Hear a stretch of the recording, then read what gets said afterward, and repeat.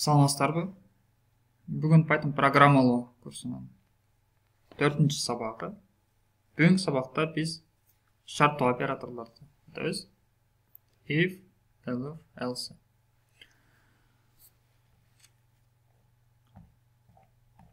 Күндөлүк турмушта барыбызга эле белгилүү, биздин тапшырмаларды аткаруу боюнча алдыбызга коюлган шарттар болушу мүмкүн. Python программасында алгоритмдерди да билебиз. Негизинен 3 түз сызыктуу, тармактануучу, же болбосо бутактануучу, андан циклдык алгоритм болуп бөлүнөт. Биз ошонун экинчиси тармактануучу, бутактануучу бөлүгүнө келдик. Ушу if операторунун жардамында биз ушул бутактануучу алгоритмдерди программалайбыз. Биз мындан мурунку темаларда биз if операторун бир аз иштеп кеткенбиз. Бүгүн толук түшүнүк алабыз.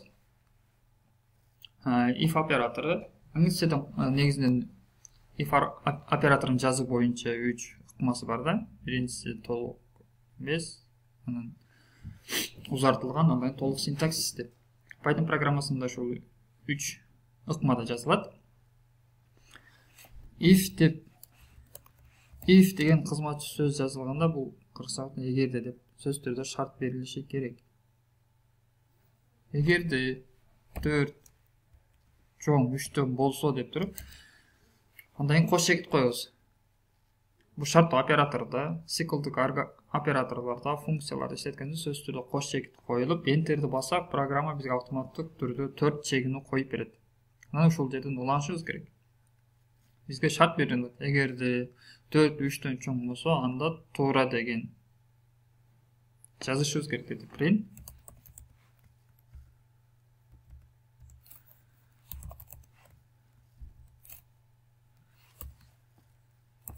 Yes.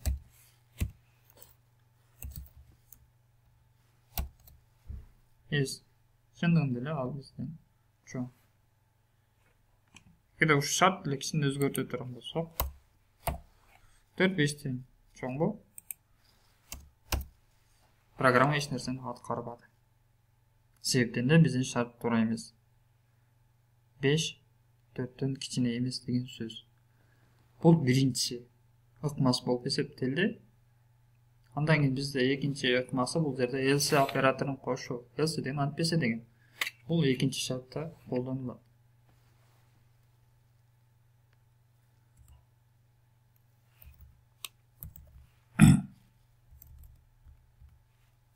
Else print no деген сөз чыгыш керек. Эгерде enter берсек, no деген бул экинчи ыкмасы. Else бул оператору бул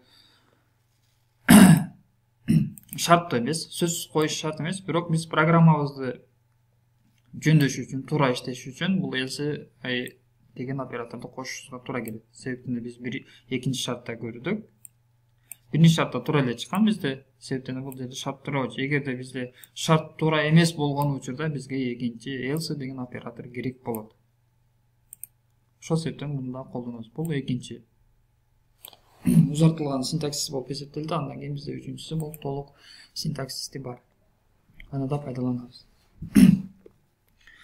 Бул шарт туура эмес болгондуктан бул print иштебейт дагы. Else автоматтык түрдө экинчисине өтөт дагы. Андан кийин no деген экинчи бутагы иштейт. Андан үчүнчүсү бизде бул жерде elif деген атайын оператор бар. Бул жердагы elif. Мына буга чейин бир мисалдарды карап көрөлү. If жана else'га. Биз программа түзөлү.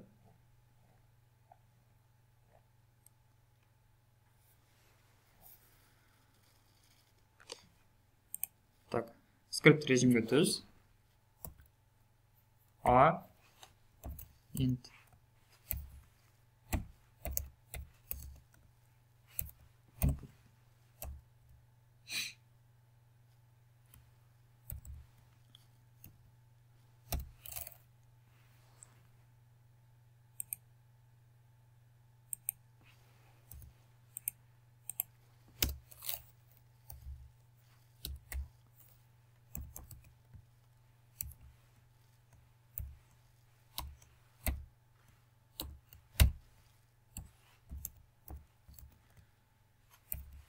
болсын.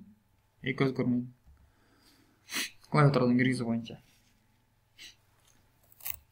Эгерде биз А жана кошулган Б'нын суммасы дейт. Кичине болсо 100'дү. Print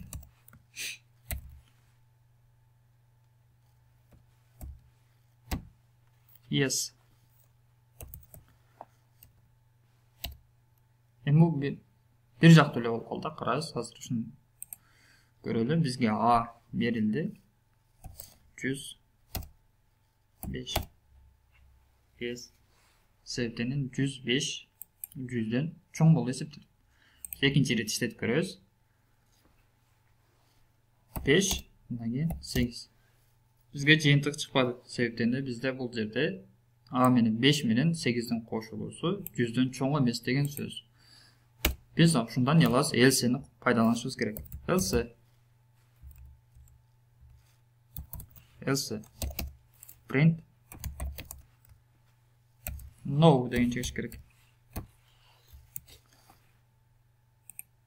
Эми 5 enter 8 бассак no деп. Чындыгында бул нерсе 100'дөн чоң эмес деген сөздү туюндурат.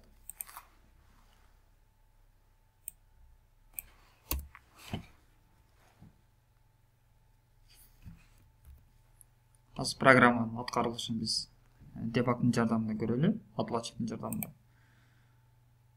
Бизге биринчини көрсөтүп атат, аны киргизди. Мына бизге стоп, ушул жерде тазалап алсам.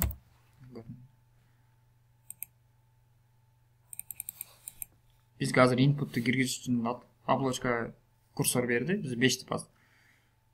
100'дү басалы.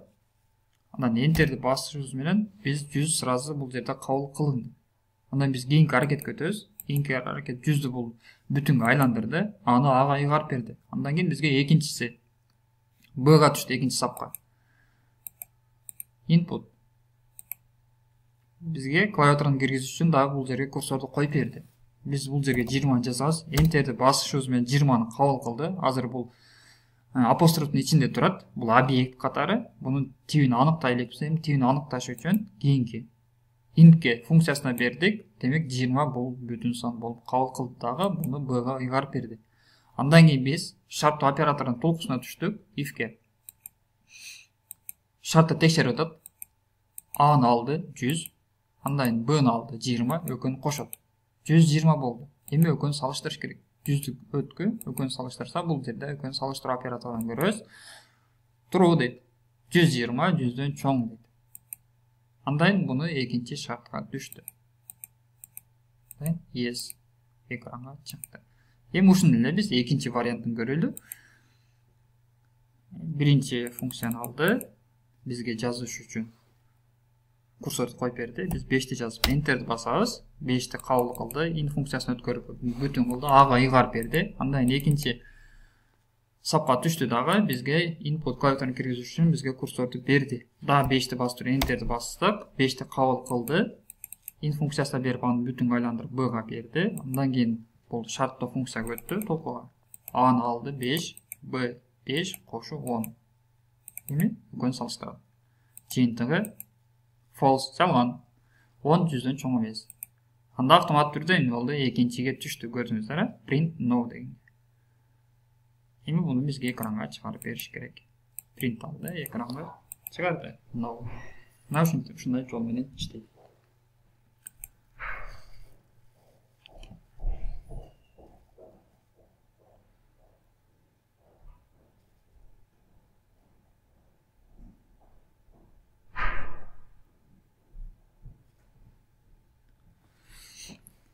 Андан кийин бизде көп шарт болуп калышы мүмкүн.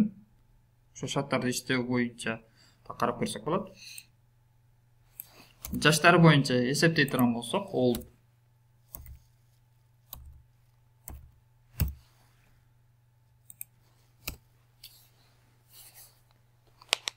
Эми жаштарын эсептейбиз. Эгерде дейт if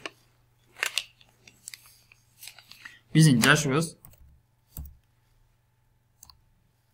кичине болсо ондон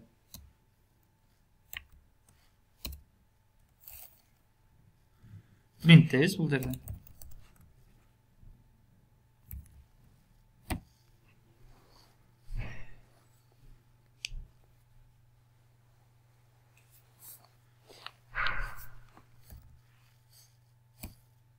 Мультик көрүү.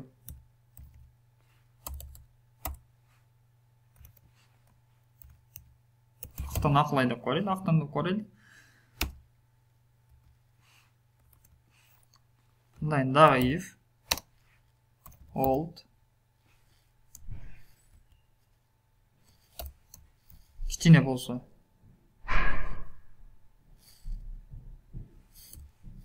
old чоң ондон жана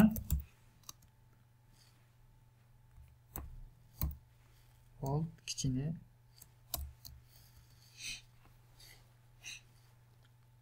18'den print çıkarız.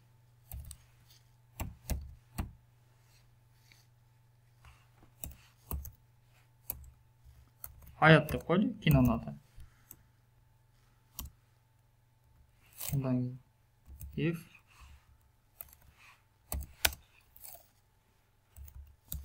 old çoğun 18'den print каалагандай 18 жаштан жогорулар каалагандай кинону көрүүгө болушу. İşteyiz. Эгерде биз 5'ti жазсак актан чыгат. Эгерде биз 15'ti жазсак аят чыгат. Андан кийин биз 25'ti жазсак бул жерде каалагандай кино.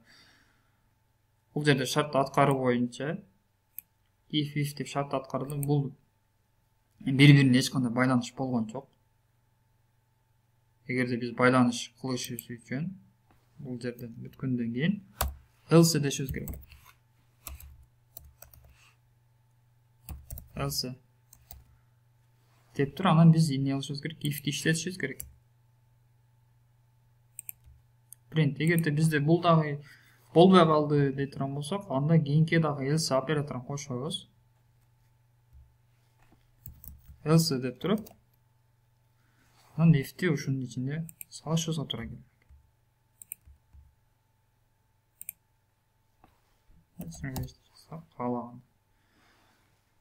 Ушунда эмне кылат экен? Бири-бирине байланыш болот. Себептен if текшерет. Андан кийин жок болсо else бутагын өтөт. Анан бул жерди текшерет. Жок болсо кийин else бутагын өткөрүп туруп, андан кийин кийинкиге түшөт. Эми бул бири-бирине байланыш болду. Биринчи мисалда эч кандай байланыш болгон эмес бири-бирине. Ар бирин өзүнчө текшерип өтмөк. Эми буну биз сапты кыскартыш үчүн азыр бул жерге ал жер else'ni жаза бербестен, else'ni жазга, ушуну жаза бербестен, ошо Python программанын иштеп чыгуучулары атайын elif деген кошумча операторду көрсөткөн. Бул толук түрдө айтылышы. Elif деген сөз түрдө бул жерге шарт коюлат. No шартты койсок болот. Elif деген бул if жана else жана if'тин экөөнүн экеселенгени.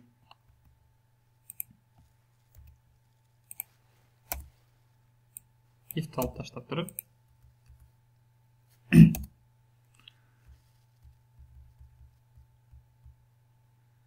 бул да эмес elif деп жазып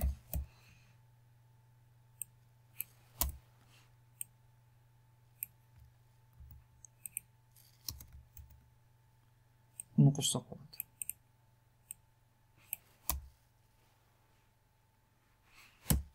Мына эми биздин программабыз эмне болду? Бири-бирине байланышкан болду. Бири-бирине байланыш бар. Elif деген бул else жана if'тин экеселенген болуп саналат. Актан. Андан кийин биз else деген акырында бул жерге else бутагын кошсок дагы болот.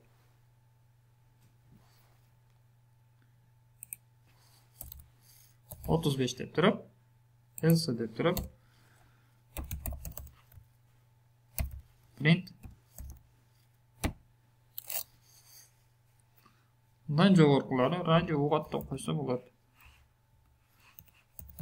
Радио. Эгерде биз 75 бере турган болсок. Жеде